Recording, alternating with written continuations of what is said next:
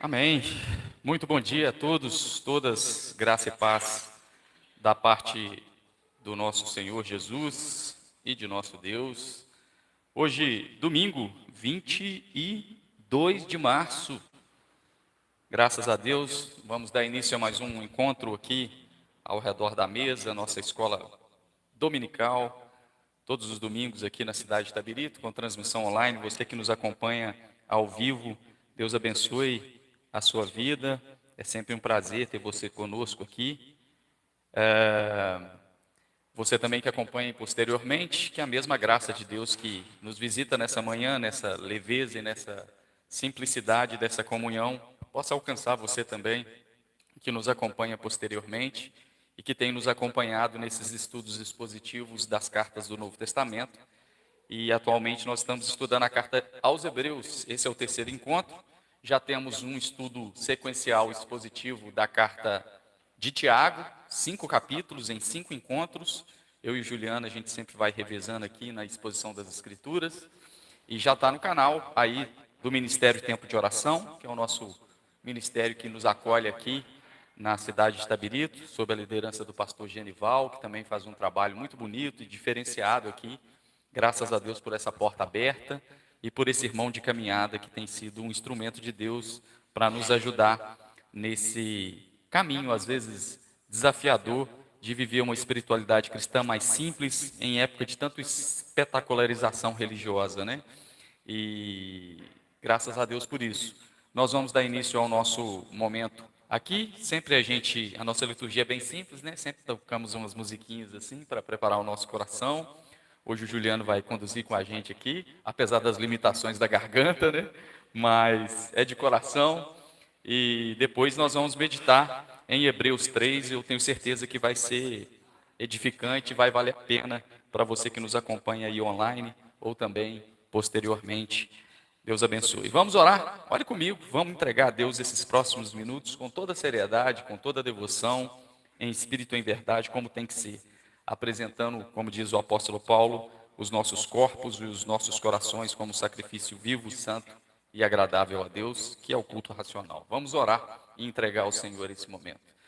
Senhor nosso Deus, nós te agradecemos por essa manhã de domingo, te agradecemos pelo teu cuidado, pelo teu carinho, por ter se revelado a nós na pessoa do sumo sacerdote da nossa confissão, Jesus de Nazaré. Obrigado por se revelar como um Deus de amor, como um bom pastor que cuida das suas ovelhas, como um bom pastor que vai atrás das suas ovelhas, como um Deus que se revela como uma porta aberta, de tal forma que a gente pode entrar e sair e achar pastagem.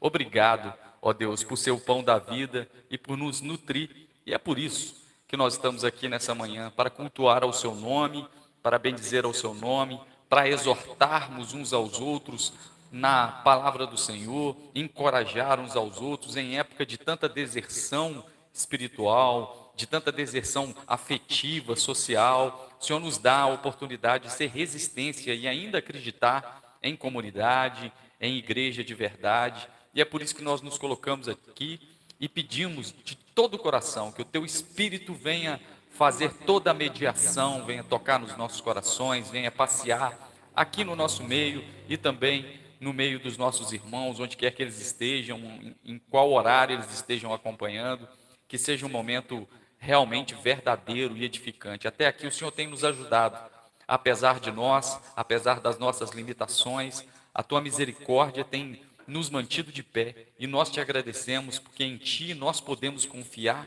sem medo, que as palavras recorrentes do Senhor para nós sempre é não temas. Obrigado, meu Deus, que nós perdemos o medo do Senhor e em ti queremos depositar e focar todo o nosso amor. Que o Senhor nos conduza, que sejam momentos realmente edificantes para a nossa alma, em nome de Jesus. Amém e amém. Amém.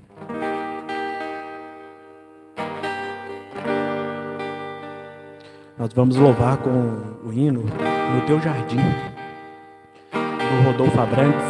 Se os irmãos souberem, puderem, acompanhem com a gente. Se não souberem, permaneçam em espírito de oração.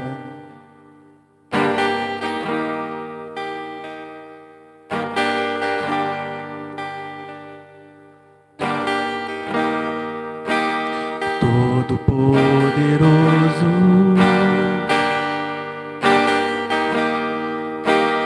seja o centro do meu ser, me toma em tuas mãos e mostra-me o teu reino.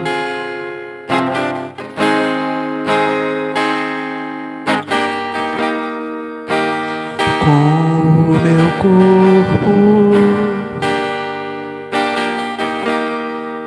eu te glorificarei, te dou meu coração, faz nele a tua tenda.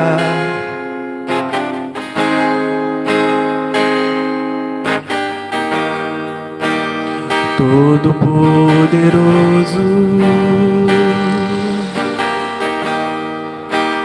seja o centro do meu ser, me toma em tuas mãos e mostra-me o teu reino.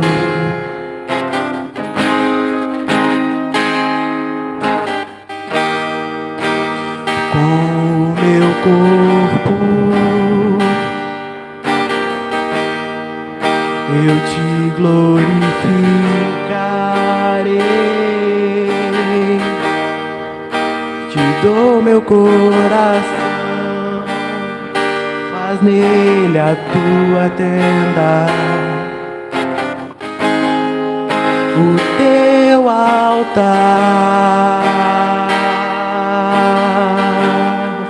a tua casa, que eu seja o lugar onde és adorado noite e dia. Eu estou em ti, tu estás em mim, como foi no teu jardim, Senhor.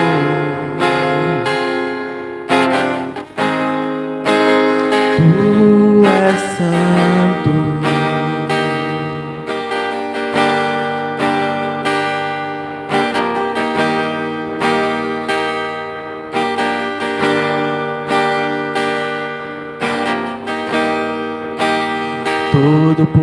Todo-Poderoso,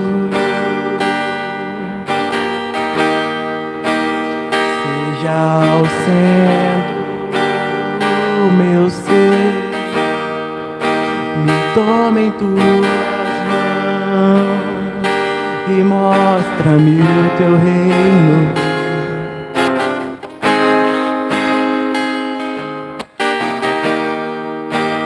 Com o meu corpo eu te glorificarei,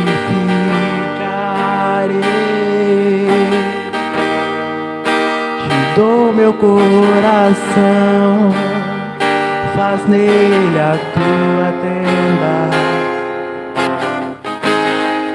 O teu altar, a tua casa, que eu seja o lugar onde tu és adorado noite e dia. Eu estou em ti, tu estás em mim, como foi no teu jardim, Senhor. Tu és santo,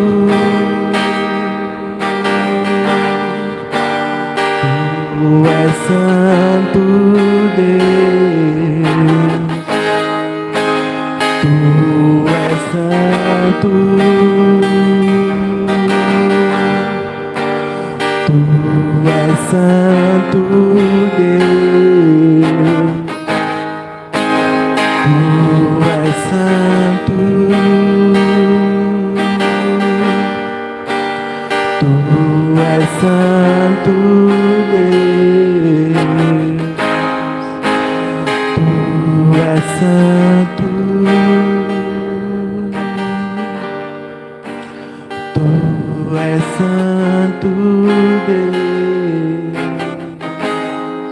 No teu altar, a tua casa, que eu seja o lugar onde tu és adorado noite e dia. Eu estou em ti.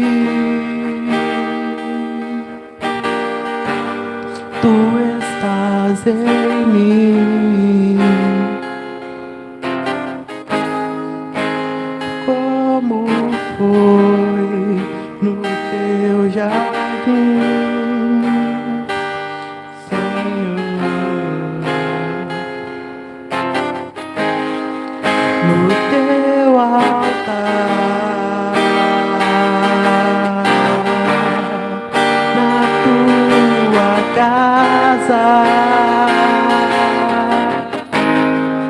que eu seja o lugar onde tu és adorado noite e dia. Eu estou em ti. Tu estás em mim.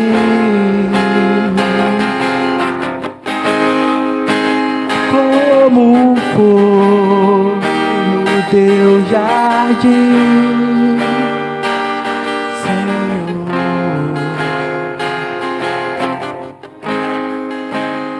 Tu és santo.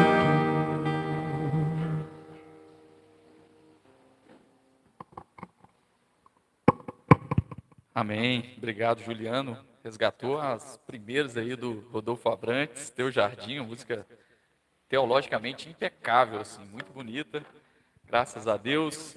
Vamos orar mais uma vez, pedir a Deus para nos iluminar, nos inspirar e vamos declarar nossa dependência dele diante da necessária reverência de abrir a palavra de Deus para a nossa edificação mútua. Vamos orar? Senhor, nosso Deus, obrigado, Pai, porque o Senhor faz morada no nosso coração e o verdadeiro templo é o nosso coração, somos nós. Obrigado porque o jardim do Éden habita o nosso interior e nós podemos te adorar por isso, porque o Senhor está presente em todos os momentos da nossa vida. Não estamos limitados a um horário marcado, a um local geográfico. O Senhor habita o coração. Obrigado, Jesus, por fazer parte da nossa vida, por ter se revelado a nós.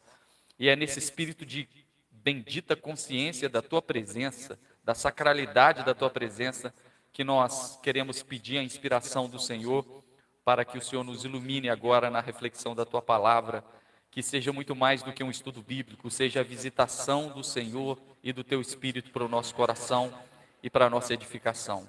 Em nome de Jesus. Amém e amém. Vamos lá então.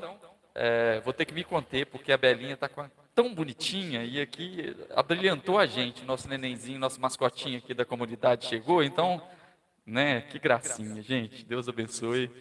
Presença ilustre aqui com a gente. Hebreus 3 vai falar sobre os desafios de manter a fé numa época de incredulidade. Muito interessante esse capítulo. Nós estamos estudando a carta aos Hebreus, esse é o terceiro encontro. A carta aos Hebreus, ela foi escrita entre o ano 64 e possivelmente até o ano 80, não tem uma data exata, né, depois de Cristo, numa época de perseguição religiosa muito grande. Não sabemos exatamente quem escreveu, há muitas teorias, se foi Paulo, Apolo, Barnabé, até teorias que poderiam ter autoras como Priscila, o que não impede de pensar de maneira de conjectura que isso possa ter ocorrido, mas, independente disso, foi um texto que não teve dificuldade de entrar no cânon, porque é um texto de muita profundidade e de muita riqueza cristológica, né? De exaltação à pessoa de Jesus de Nazaré.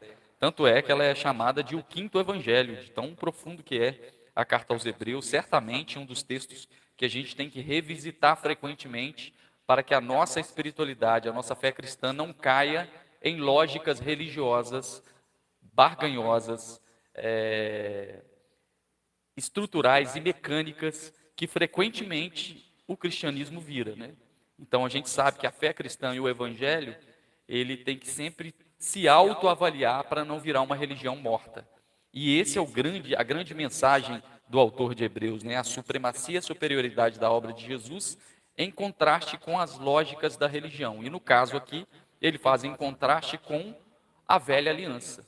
Então é um verdadeiro grito do Novo Testamento para mostrar para a gente que a gente está na nova aliança e que nós somos filhos do Novo Testamento, que a nossa espiritualidade tem que ser cristocêntrica.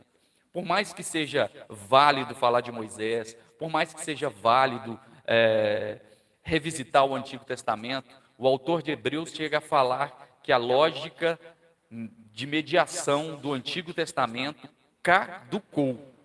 O Antigo Testamento caducou para o autor de Hebreus, de tão profundo que é isso.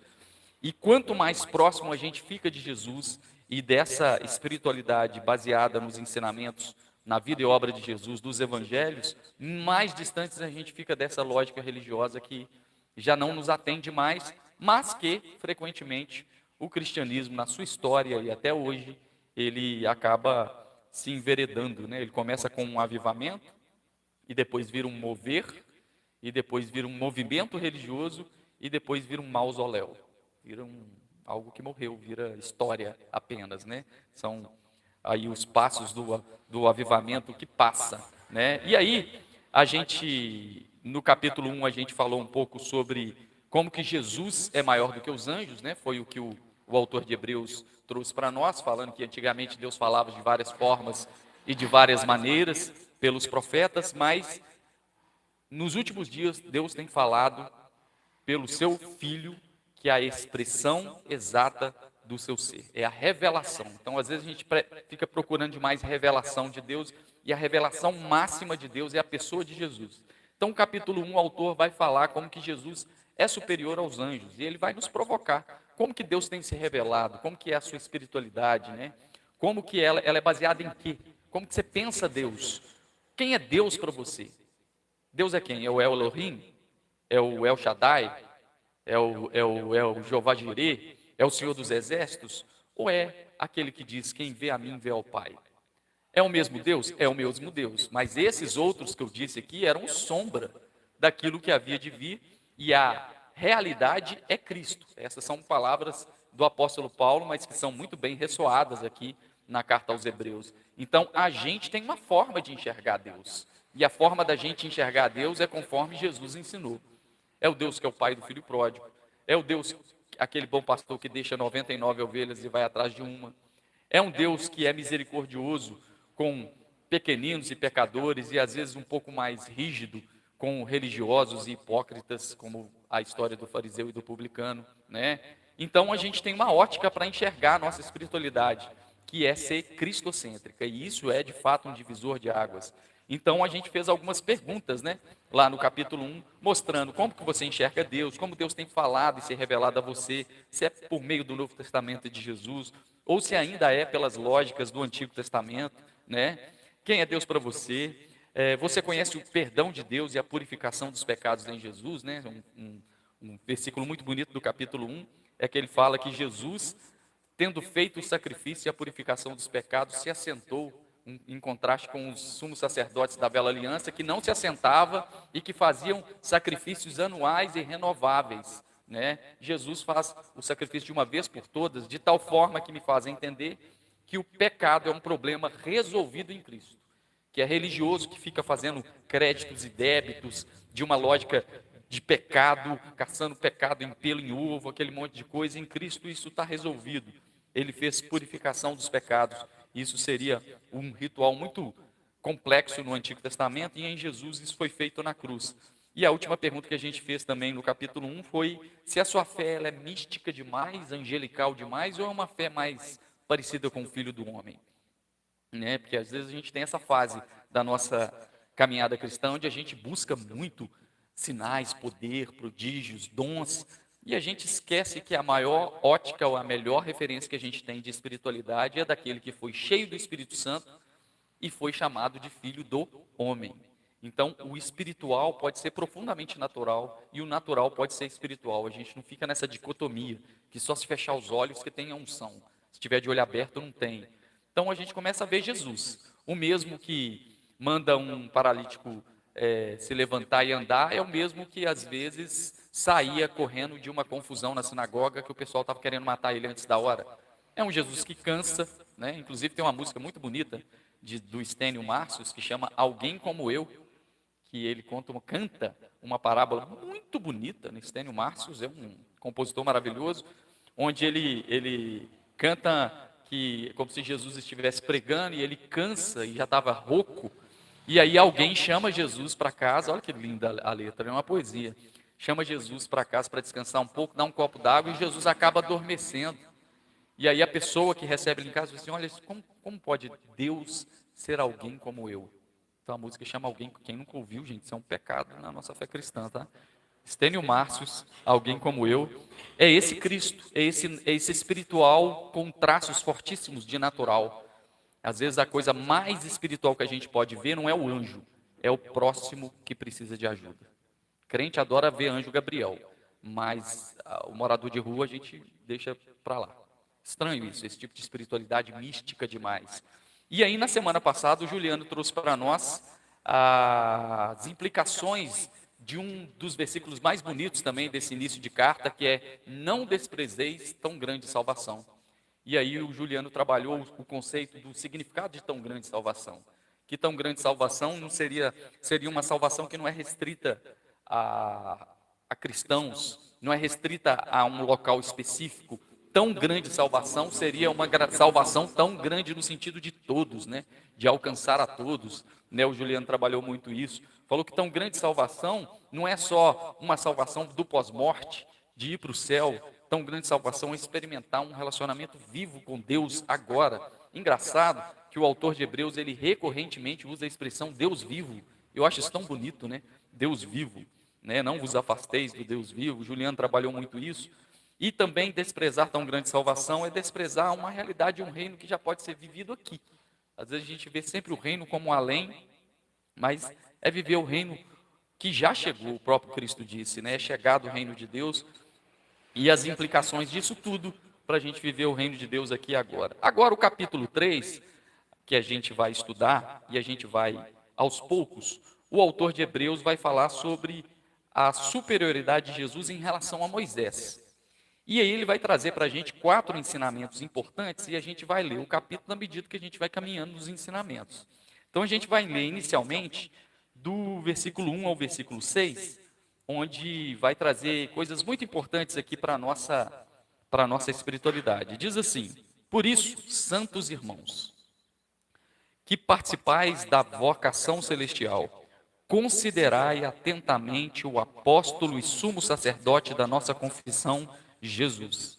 Lembrando, essa carta é direcionada a judeus que estavam dispersos por causa da perseguição e estavam sendo assediados a retornarem para uma lógica do Antigo Testamento, sendo assediados por judeus a praticarem uma religião veterotestamentária, vamos dizer assim. E é por isso que ele fala: olha, gente, eu sei que Moisés é importante, a gente está falando de um homem de Deus, mas considerai atentamente Jesus. Porque às vezes a gente fica fazendo essa divisão, né? Jesus e Moisés, tudo é bacana, mas a plenitude para a gente é Jesus. Então, considerai atentamente o nosso sumo sacerdote e o apóstolo da nossa confissão. E essas duas palavras são riquíssimas, né? O apóstolo aqui não é o apóstolo enviado de Jesus, é o enviado de Deus. E o apóstolo, a palavra apóstolo, tem a sensação de ser enviado para revelar alguém. Então é Jesus que revela Deus para nós. E o sumo sacerdote é Jesus que faz a reconciliação com Deus, que essa era a função do sacerdote. Sumo significa grande, né? Ou principal dos sacerdotes. Então Jesus é aquele que revela Deus para nós e aquele que faz nos reconciliar com Deus. E isso tem tudo a ver, em contraste com Moisés, que tinha essa função de como enviado libertador do povo de Israel, e também tinha uma função de reconciliar o povo com Deus mediante a lei. E aí o texto continua. O qual, versículo 2, é fiel àquele que o constituiu, como também o era Moisés em toda a casa de Deus. Jesus, todavia, tem sido considerado digno de tanto maior glória do que Moisés, quanto maior honra do que a casa tem aquele que a estabeleceu. Pois toda casa é estabelecida por alguém, mas aquele que estabeleceu todas as coisas é Deus. E Moisés era fiel em toda a casa de Deus como servo, para testemunho das coisas que haviam de ser anunciado. Cristo, porém, como filho em sua casa, a qual somos nós, se guardamos firmes até o fim a ousadia e a exultação da esperança. Interessante, né? Cheio de implicações mais profundas e complexas até aqui, nesses primeiros versículos. Mas ele está comparando com Moisés. Fala, atenta-se para Jesus. Segunda coisa, Moisés foi importante. Ele está falando para uma comunidade que venerava Moisés. Né? Moisés foi importante na casa de Deus, que era o tabernáculo. Aqui não é nenhuma lógica do templo ainda, era do tabernáculo. Moisés estabeleceu o tabernáculo e ele foi um servo importante nessa casa. Foi legal? Foi, mas ele fala, mas Jesus tem uma obra superior, porque Jesus não é filho. E a casa, Jesus não é parte da casa, Jesus estabeleceu essa casa que somos nós. Aí tem tudo a ver com a música que você cantou, né? Do jardim, né? Que a gente agora que é o templo andante somos nós, a casa, a construção. Então, espiritualidade é entender que eu estou em construção. Se eu tenho uma espiritualidade de 30, 40 anos de crente e não mudei nada como ser humano, a minha espiritualidade só me presta para guardar dias, dogmas, rituais, pode ou não pode, me faz juiz dos outros, mas não me tornou uma pessoa mais parecida com Jesus, mais misericordiosa, eu não estou sendo transformado. Eu não estou sendo habitado por ele. E esse texto é muito bonito, porque ele vai falar que maior é aquele que estabeleceu, né? Que é Deus. Inclusive o versículo 4 vai falar assim, pois toda casa é estabelecida por alguém, foi Moisés, né? Mas aquele que estabeleceu todas as coisas é Deus. Ele está chamando Jesus de Deus aqui, isso é muito bonito. E aí eu anotei algumas coisas aqui para nós. Ó. Moisés foi importante na história da revelação de Deus, mas Jesus é muito maior. Moisés foi servo fiel na casa de Deus, que era o tabernáculo. Jesus é o Filho de Deus em sua casa, que somos nós. O filho tem mais importância do que o servo. Ele está fazendo uma teologia respondendo aquele pessoal. Considerai atentamente Jesus. Vivemos um desencanto religioso que nos desafia a considerar atentamente Jesus. Eu fiz uma chamada para essa mensagem falando que a gente vive dois movimentos hoje, né? Um movimento de encanto religioso e de inchaço. O Brasil passa ainda por um boom de crescimento, especialmente do movimento evangélico, e não só do movimento evangélico, mas uma certa efervescência de um fundamentalismo religioso cristão também no meio católico. Por um lado, a gente tem esse crescimento, por outro lado, a gente tem um desencanto, que é proporcionalmente, talvez até maior, uma parte de cristãos desencantadas com o sistema religioso, que já não atende mais, ficar só guardando dias, guardando uma conduta moral, e aquilo não mudar o ser, especialmente pessoas que se desigrejaram por decepção em igreja, porque, mas o cara fica falando, eu sei como é que ele é, eu sei como é que ele trata a esposa, mas o que adianta falar aqui, mas no dia a dia esse cara é insuportável, ele é avarento, escândalos por aí, né, a gente está pipocando essa semana aí, cheio de escândalos aí de grandes igrejas, grandes nomes, né, envolvidos com corrupção, e essas coisas têm feito pessoas desencantarem demais da conta. E no meio de uma época onde há efervescência religiosa e desencanto religioso, o versículo 1 que fala, considerai atentamente Jesus, é muito importante para a gente. A nossa fé tem que estar exclusivamente em Jesus. Porque se ela estiver no movimento religioso, você tem a tendência de transformar Jesus num pacote moral, num pacote dogmático, num pacote de regras, transformar Jesus na religião. Esse é um lado. Por outro lado, se você estiver desencantado com a religião e você não olhar para Jesus, você pode cair na incredulidade. São os muitos que num primeiro momento se desigrejam, sofrem uma dispersão religiosa, mas rapidinho vira a chave e apaga o espírito. Aquilo que o apóstolo Paulo vai dizer, se eu não me engano, em Tessalonicenses, não apagueis o espírito, porque é muito fácil. Mas o autor de Hebreus vai trazer para a gente o remédio para isso não acontecer. Então eu anotei aqui para a gente, vivemos um desencanto religioso que nos desafia a considerar atentamente Jesus. Por um lado, um desencanto religioso institucional pós-cristão. Parte da Europa, por exemplo, que transformou a fé cristã em apenas filosofia de vida. E por outro lado, um reencanto religioso fundamentalista, um crescente fundamentalismo no Brasil, que transforma o relacionamento com Jesus em mera observância moral religiosa. Interessante, né, que a Europa caiu nisso, desencantou religiosamente, mas também tirou os olhos de Jesus e Jesus virou história, o cristianismo virou história, né? Conheço alguns parentes, especialmente da minha esposa, que moram na Europa e a gente recebeu eles lá, e aí quando eu vou falar sobre a experiência, eles ficaram impressionados com tanta religião aqui no Brasil, tanta igreja, e a Europa, que é o berço do cristianismo, hoje é chamada de pós-cristã. As igrejas virando boates, virando outras coisas, virando museu, e Jesus é uma história, Jesus não é fé viva. Quer dizer, no meio do desencanto, tiraram os olhos atentamente daquele que é a nossa vocação celestial, que é Jesus. Então a gente tem que tomar cuidado para que o desencanto com a religião não desencante a nossa fé do autor e consumador, Jesus de Nazaré. Esse é um lado. E o outro lado é não confundir Jesus com um pacote religioso do fundamentalismo.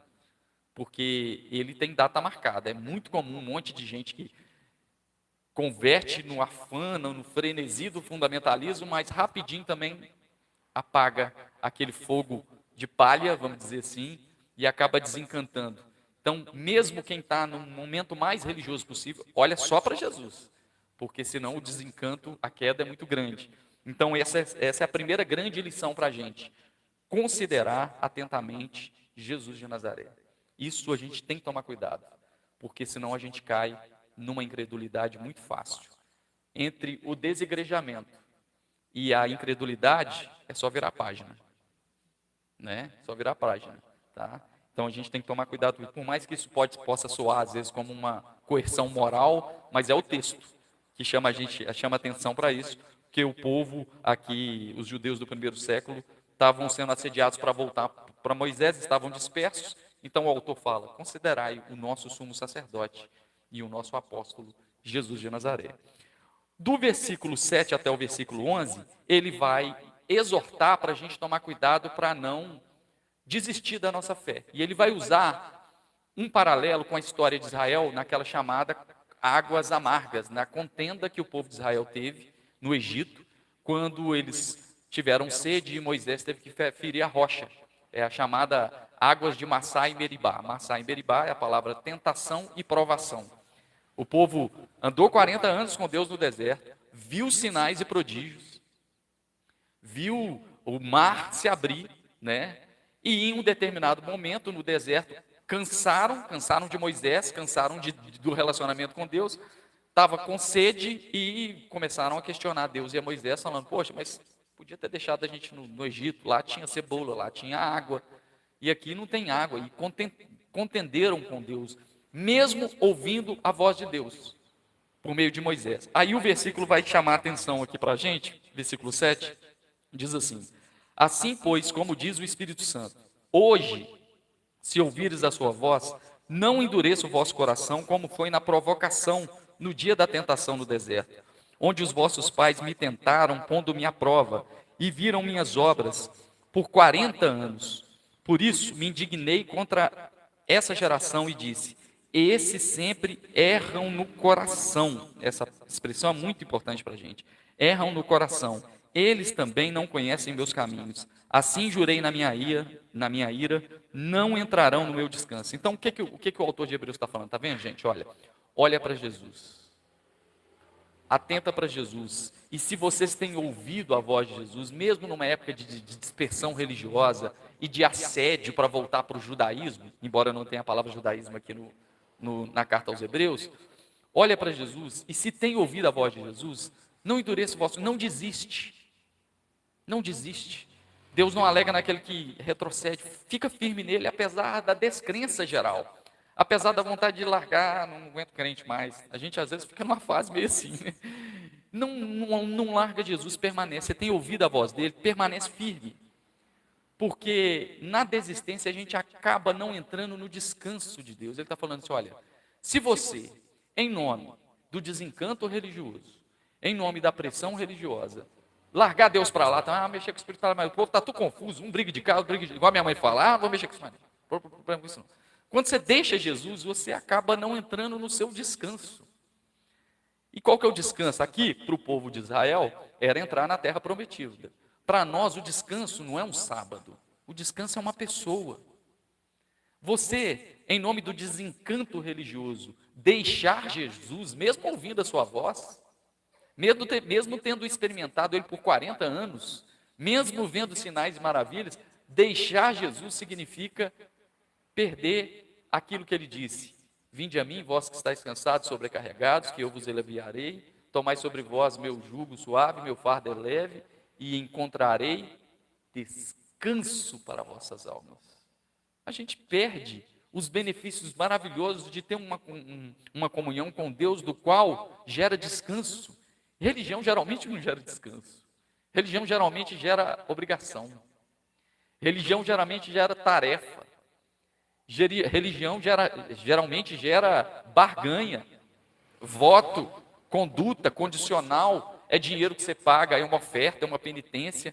Em Jesus fala, olha só, se você retroceder, se você abandonar, mesmo ouvindo a voz de Deus hoje, você não vai desfrutar do meu descanso. O descanso para vossas almas. Qual tradição religiosa propõe um descanso de graça, apenas crendo na obra e na pessoa de Jesus de Nazaré, se não é o cristianismo? Pode pegar todas as outras tradições, tem alguma coisa para você fazer. Vai ter uma tarefa, vai ter um karma, vai ter uma barganha, vai ter um sacrifício, vai ter uma observância moral. E olha, agora o nosso autor e consumador da fé, Jesus de Nazaré, o nosso sumo sacerdote, que já resolveu tudo aquilo que tinha que ser pago, ele oferece descanso. Agora, por outro lado, se eu estou desencantado com a religião e abandono a minha fé, eu não vou desfrutar da beleza, da leveza de ter comunhão com esse Deus. E esse texto é muito bonito por isso. Então ele diz, hoje se ouvires a voz do Senhor, não endureça o vosso coração, como no dia da contenda. Anotei algumas coisas aqui. Os israelitas ouviam a voz do Senhor, mas seus corações estavam distantes. Onde está o vosso coração? Às vezes ouvimos sermões, conhecemos teologia, praticamos religião, mas o coração está longe. Religião perfeita, mas coração distante. Esse versículo número 10, quando ele diz, estes sempre erram no coração. E isso, a religião às vezes tem isso. A gente, sabe aquela coisa, eu tenho que ir lá, né? Cumprir minha obrigação. Eu já vivi muita religião de obrigação, assim, sabe? Você ia no culto domingo, graças a Deus, abençoei meu domingo está pago. Não é esse tipo de relacionamento que a gente quer com Deus. Então, o autor de Hebreus vai condenar isso. Aí fica aquela pergunta para nós, o seu coração está onde? Às vezes a gente tem a nossa, eu detesto essa departamentalização da vida, né? Eu tenho minha vida pessoal, minha vida familiar, minha vida profissional e a minha vida religiosa. Não, para mim, minha vida é uma, né? Está tudo entrelaçado. Então eu não fico pensando assim, vou lá cuidar da minha vida espiritual, mas o meu coração não está muito nisso, não. O meu coração não está em Deus. Eu estou querendo mesmo investir na bolsa. Você está entendendo? O que é que habita o seu coração hoje? Bom, quando a gente está atravessando algum tipo de sofrimento, é se livrar do sofrimento.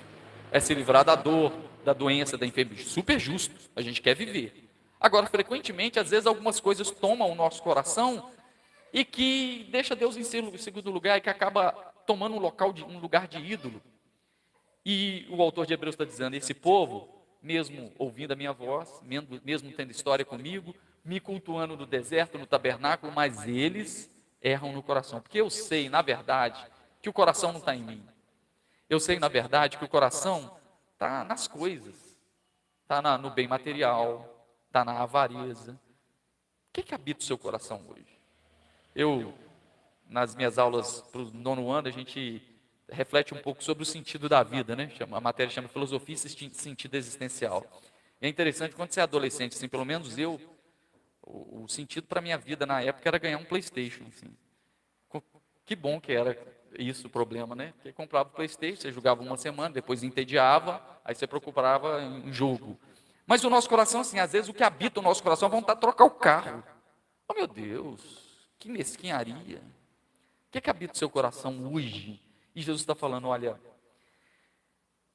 meu coração, a única coisa que eu te peço é o coração. Filho meu, dá-me o teu coração. Esse povo erra no coração. Não adianta nada você ter uma religião que guarda dias, observa teologia, sabe Bíblia, mas o coração não está em Deus. Pois é. Isso para Deus é uma desistência da fé, mesmo praticando a religião. Então, se hoje ouvires a voz do Senhor, não endureçais o vosso coração. Então, uma fé sem coração é uma religião mecânica.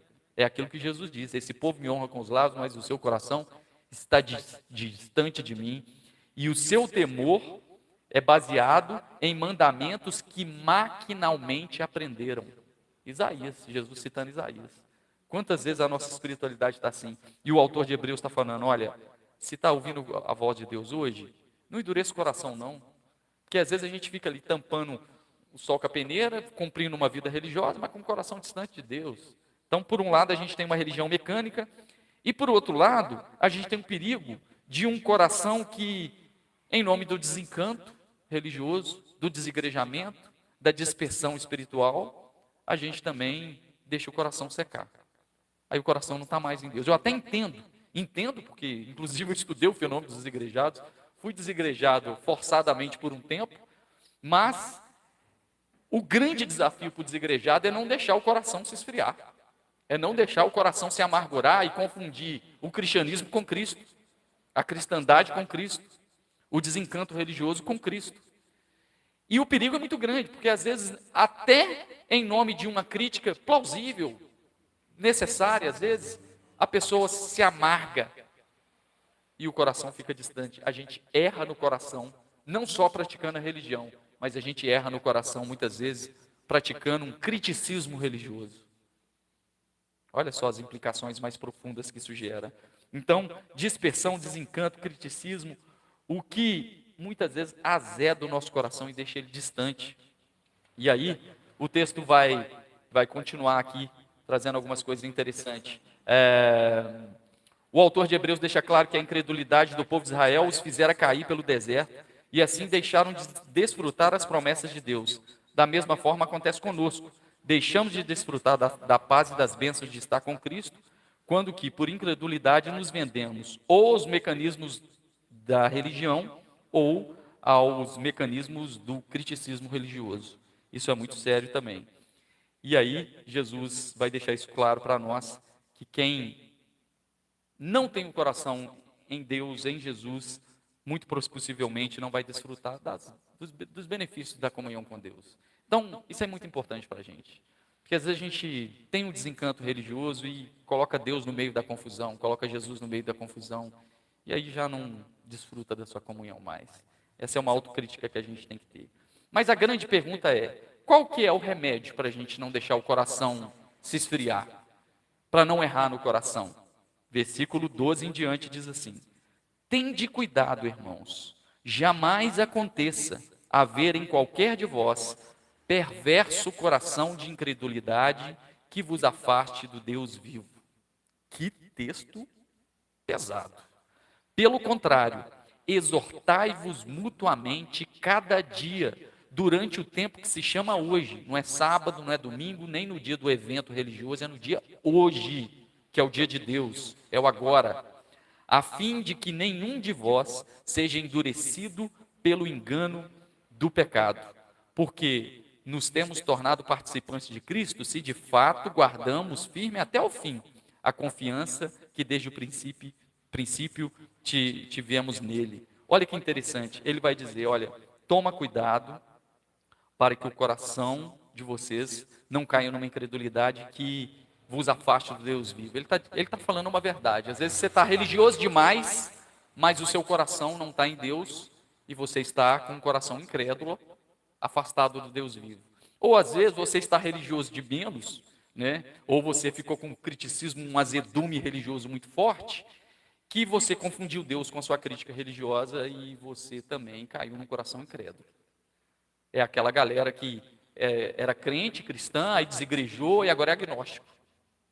Tudo bem, você é livre para você fazer o que você quiser. Mas eu estou querendo dizer o seguinte: se você tirar os olhos do primeiro versículo do capítulo 3, considerai atentamente o autor e consumador da nossa fé, Jesus de Nazaré, da nossa confissão, a gente pode correr o risco de, em nome de um criticismo, cair num coração incrédulo. E isso, eu posso te dar uma chuva de textos bíblicos. Não apaguei os espíritos, não desprezeis a profecia, as profecias. Como que a gente pode dormir espiritualmente? Gente, é muito simples para mim. É só, eu estou aqui congregando com um pouco, assim, não precisa de mais nada mesmo, já li a Bíblia demais, já conheci. Desliga a chave geral, vou viver a minha vida. Eu posso cair transformar meu relacionamento com Deus numa filosofia de vida. Eu sou cristão, gosto muito de Jesus, não gosto muito do cristianismo, de certa forma sim, né? Mas aí eu posso cair numa incredulidade de coração. E isso me afasta do Deus vivo. O que é Deus vivo? De um relacionamento vivo. Aqui não está falando de inferno, gente, pelo amor de Deus, isso aqui é mentalidade de religião. Aqui está falando de um relacionamento. Você vai se afastar do Deus vivo nesse sentido, olha, tá vendo? Em nome da sua crise religiosa, você confundiu Deus com a crise religiosa e se afastou do Deus vivo. Então tome cuidado, porque esse é um pecado enganoso, isso é sutil, porque quando você se afasta, você perde dos benefícios de entrar no seu descanso, de ter um Deus que não é seu perseguidor. Como que deixa Jesus, gente? Manso e humilde de coração, me ajuda. Como que deixa Jesus? Como que deixa a fé cristã, que é coisa que é fardo leve, jugo suave? O relacionamento com Jesus, que é diário, não é religioso, como que deixa isso? E alguns às vezes deixam, não só caem no ateísmo, como vão para uma religião totalmente diferente, de um Deus totalmente diferente, que cobra condições totalmente diferentes. Alguma coisa aconteceu, né? Talvez tenha caído no engano do pecado, que vos afastou do Deus vivo. Isso é sério. Não estou dizendo nada de destino eterno, tá? Nada disso. Estou falando de perder os benefícios de um Deus que é amor. Jesus vai comparar ele como um bom pastor do que o lobo, o mercenário, que entra pela janela e arranca o couro das ovelhas. Né? E Jesus está dizendo, olha, eu sou a porta, e eu não sou uma porta trancada, aquele que entrará por mim, entrará, sairá, tem liberdade. Talvez você não tenha liberdade na sua igreja, no seu sistema religioso, onde fica controlando. Só faltou hoje, hein? Vou anotar aqui, tem 5 dias que não vem no culto. E aí tem esse controle dessa autoridade espiritual. Você, não, Jesus não, olha aqui a leveza. Entrará e sairá e achará pastagem. Ele é o bom pastor, que dá a vida. Como deixar isso? E aí o autor de Hebreus vai falar com a gente, olha, toma cuidado, anotei algumas coisas aqui para nós. Coração incrédulo não é ceticismo religioso, nem crise de fé, nem crise teológica. Gente, eu não sou o mesmo Samuel de que converteu em 99. Eu penso o evangelho totalmente diferente, já passei por inúmeras crises de fé, muitas. Isso não diz respeito a um coração incrédulo. A incredulidade aqui é afastar de Deus, é deixar Deus para lá, é deixar esse relacionamento vivo com Jesus para lá, é desligar a chave geral em nome de uma crise religiosa.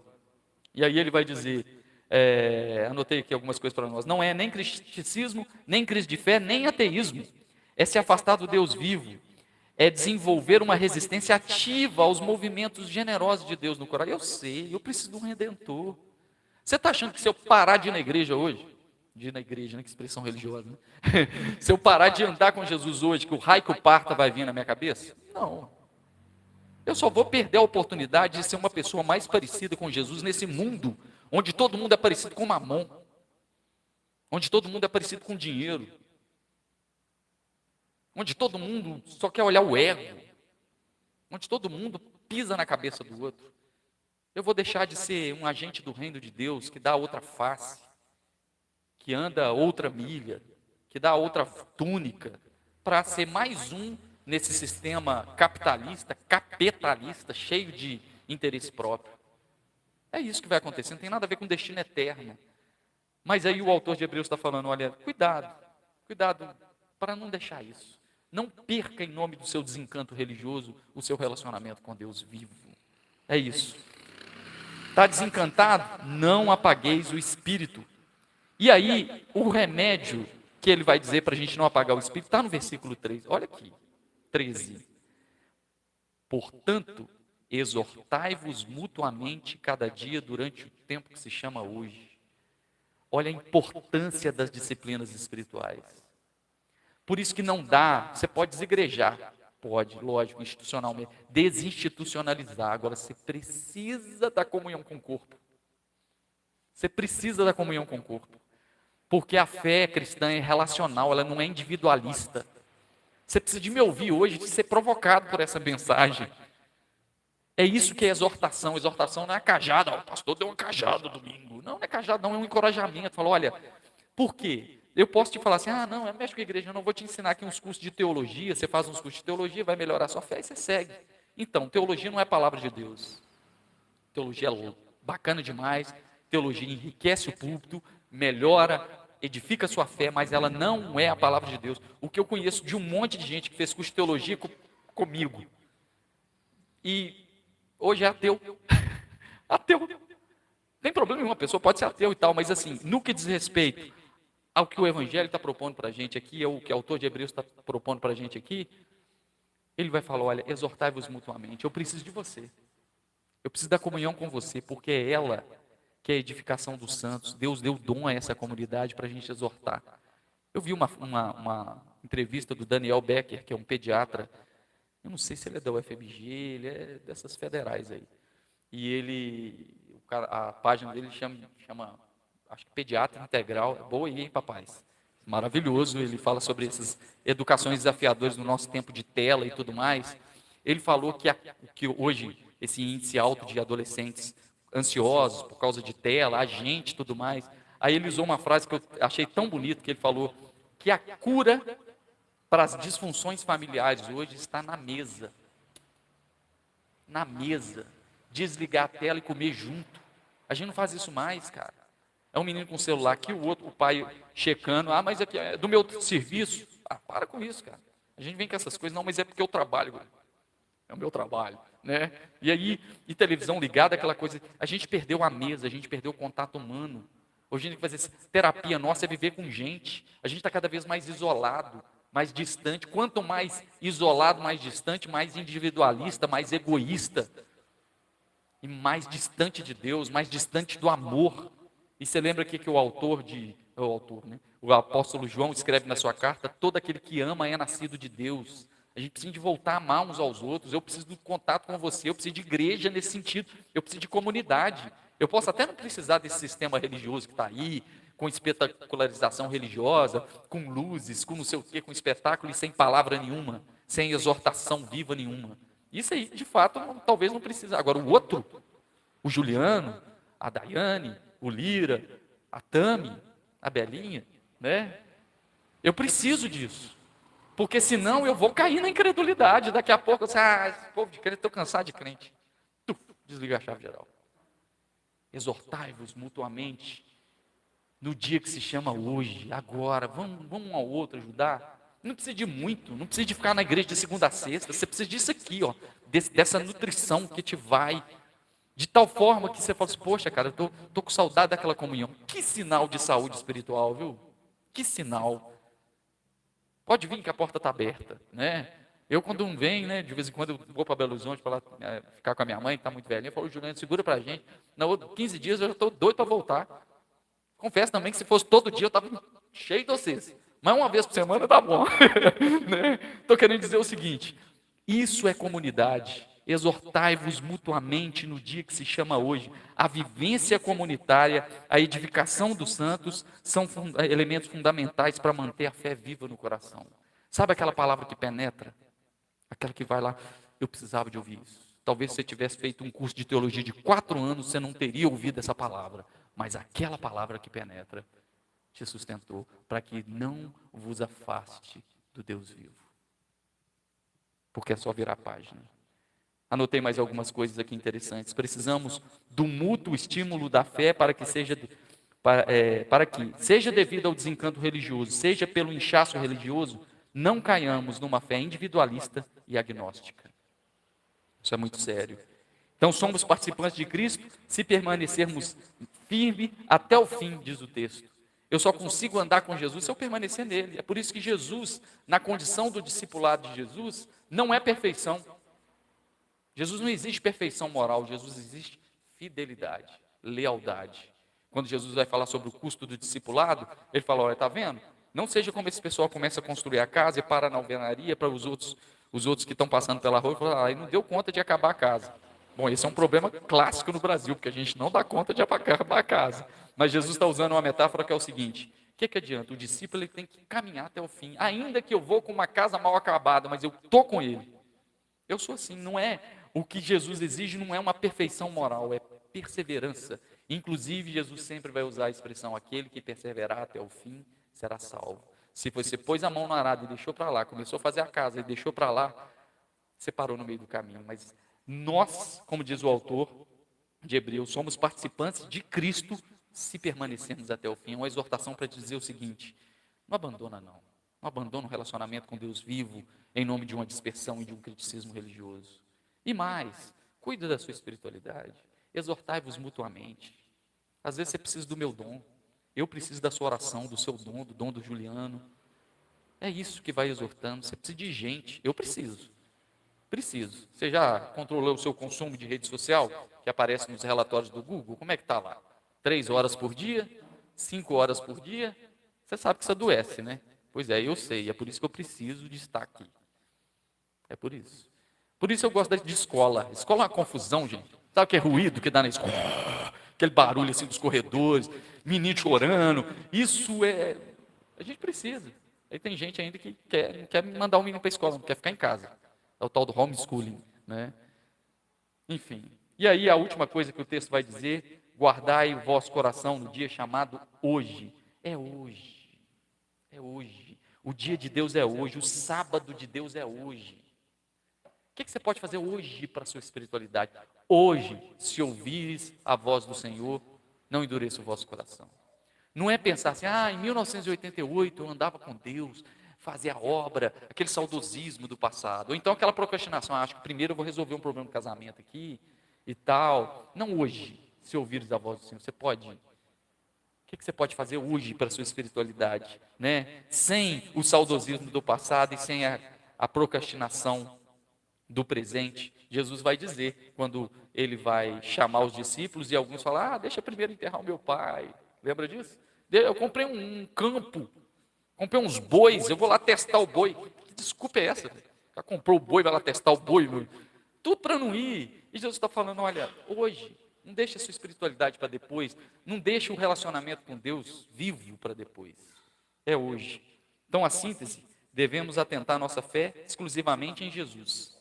2. A fé genuína em Jesus não é perfeição moral, mas é aquela que não desiste nem retrocede. 3. O grande perigo espiritual é o endurecimento silencioso do nosso coração. Portanto, exortai-vos mutuamente. E 4. Deus continua falando hoje. Portanto, não deixe seu coração se adormecer. Qual a palavra de Jesus para você hoje? Te provocou, te emulou, te exortou a tomar cuidado numa época que você vê tanta confusão, gente? Sabe, internet, é escândalo religioso para cá, é crente pagando bico para lá. Ai, meu Deus do céu, dá uma vontade de largar tudo, sair correndo, né? Mas não confunde essas coisas com relacionamento com Deus vivo. Vamos orar? Fica de pé no seu lugar. Deus abençoe. Espero que esse mundaréu de coisas que eu falei aqui, alguma coisa tenha te alcançado. Hebreus capítulo 3, 11 horas, 14 minutos. Temos bastante participações aqui. Eu vou ler. Se você tem algum pedido de oração, pode ir colocando no chat. Semana que vem, Hebreus capítulo 4. Juliano conduz aí para a gente, com a graça de Deus. Esses estudos estão no canal aí do Ministério Tempo de Oração aqui do Pastor Lira. Já tem uma playlist toda para a carta de Tiago. E esse, Hebreus capítulo 3, uma riqueza muito grande aqui para nós. Está lá agora, também aí vai ficar gravado no canal Tempo de Oração. Temos participações aqui, Léia Pereira, bom dia a todos, graça e paz. Elizabeth Santos, Deus abençoe. Igor, sempre conosco, querido irmão, obrigado pela presença. Júnior Dias, fiel. Nós temos uma comunidade fiel, assim, leal, que nos ajuda na caminhada, graças a Deus, né? Marcelão, graça e paz, bom domingo a todos, graças a Deus. Hortência também sempre conosco, mandou um bom dia aqui e elogiou, palavra maravilhosa, graças a Deus. Vamos orar, você que tem um pedido de oração, pode se manifestar, alguém tem algum pedido que gostaria? Ah, sim. É.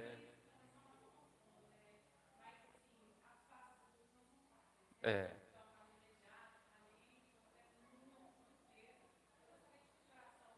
Sim. Consolar na esperança da ressurreição, né? Nossa querida Tami pediu oração aqui para a família que está passando um processo de luto, né? Perdeu o tio dela, inclusive a gente orou bastante, né? Durante esse processo e Deus cuidou, graças a Deus. Agora ele está na plenitude. Até breve, tio. Tá vendo? Glória a Deus. Tá vendo? Amém. Amém. Aceitação faz toda a diferença, né? E, principalmente em face de tanto sofrimento, né, que ele estava vivendo.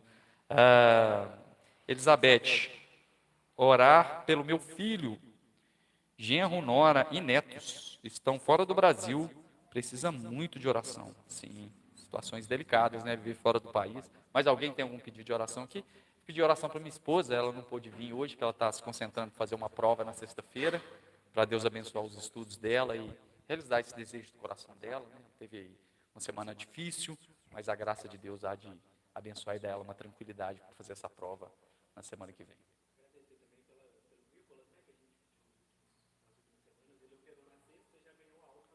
Glória a Deus. Amém. Ele operou de hérnia. O pequenino Nicolas, né, que a gente orou muito aqui aos domingos, que estava esperando aí uma cirurgia, o Juliano acabou de dar o testemunho aqui, que fez a cirurgia e já está em casa, graças a Deus por isso. Vamos orar, gente, muito obrigado pela presença de todos. Vou pedir o Juliano para conduzir, apesar da limitação da garganta aqui, para orar por nós, abençoar esse domingo, que Deus abençoe poderosamente a sua vida, obrigado pela companhia e pela atenção, todos estão online, Deus abençoe. Amém. Bom Deus, obrigado por esse domingo. Obrigado por essa palavra que nos confronta, nos exorta no sentido de incentivar-nos, Pai, a sermos cristãos melhores, a sermos mais parecidos com o Cristo, que é a exata expressão do ser de Deus, Pai. E que o nosso olhar para Deus seja um olhar de quem enxerga Cristo, e não de quem enxerga um ditador, não de quem enxerga um Deus carrasco, um Deus que parece que anseia por matar, anseia por castigar, mas um Deus que é longânimo, que tem prazer em perdoar, né, Pai? Que o nosso olhar durante a nossa caminhada seja esse olhar desse Deus e que nós possamos transmitir esse olhar de Deus para aqueles que ainda têm uma visão carregada de um Deus que por muitas vezes parece ser mau, Pai. Nós te pedimos por cada um, Pai, que esteve aqui online, presencialmente, por cada um que parou, por cada um que se dedicou a esse momento em escutar a Tua palavra, Pai, e que essa palavra penetre os corações, Pai. Aqueles que ainda vão escutar essa palavra gravada da mesma forma, Pai, que essa palavra penetre os corações e que faça de nós seres humanos melhores, Pai. Nós te pedimos também pela família da irmã, como que é o nome dela? Da irmã Elizabeth, Pai, que mora fora do país, e a gente sabe os desafios de morar fora do país, Pai. A gente sabe que não é fácil ser estrangeiro em terra que não é nossa, Pai. Então que a sua mão esteja sobre eles, Pai. Que a sua mão esteja guardando eles e que eles encontrem apoio onde é que eles estiverem, Pai. Que o apoio do Senhor seja com eles, por meio de comunidade, por meio de fé, Pai. Que o apoio seja com eles, Pai. Também peço pela família da Tami, Pai, família tão querida, Pai, que está passando por esse momento de luto. E que o Senhor sabe o quão é difícil esse momento de luto. Então eu peço que o Espírito Santo seja consolador, que eles possam encontrar a paz em meio a essa turbulência do luto, Pai. E que eles possam ter a certeza, lá no fundo do coração, que é um até breve. E não um adeus, um adeus definitivo, mas é que um até breve. Que logo todos estaremos juntos, Pai, ceando em sua mesa, Pai.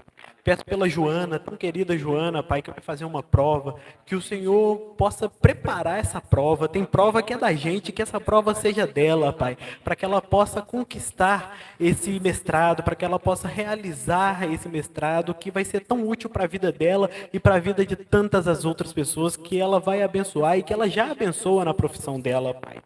Eu peço também agradecimento pela vida do Nico, da família dele, Pai.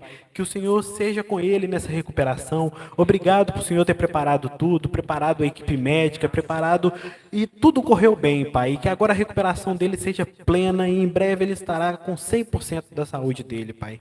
Despeça-nos em paz nesse domingo. Dê-nos uma semana abençoada. É o que eu te peço e te agradeço em nome de Jesus. Amém. Amém, meus irmãos. Vão em paz, que o Senhor nos acompanhe. Até semana que vem. Amém.